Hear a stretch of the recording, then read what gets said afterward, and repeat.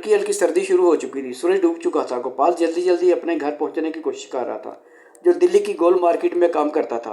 रास्ता सुनसान था। हवा की वजह से दरख्तों के हलते पत्तों की आवाज़ और तारों की फैली हल्की हल्की रोशनी माहौल को डरावना बना रहे थे।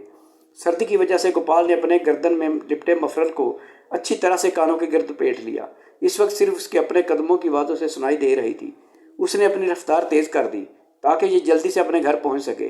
पत्तों की सरसराहट और अंधेरे में किसी के पैरों की आवाज़ से यह बहुत खौफजदा हो चुका था।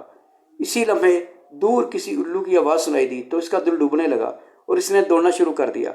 दरख्त की वजह से यहाँ अंधेरा कुछ ज़्यादा था और उसे महसूस हो रहा था जैसे नादीदा आंखें उसे घूर रही हों। कि उसे किसी की खौफनाक आवाज़ सुनाई दी जो उसका नाम लेकर उसे बुला रहा था।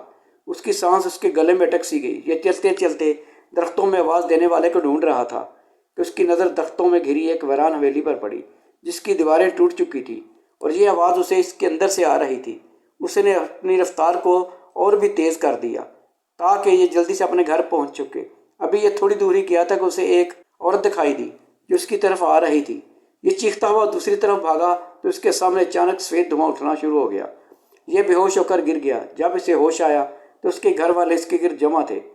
इसने उन्हें अपने साथ होने वाले वाक़या सुनाया तो उन्होंने आइंदा उसे रात देर से आने से मना कर दिया।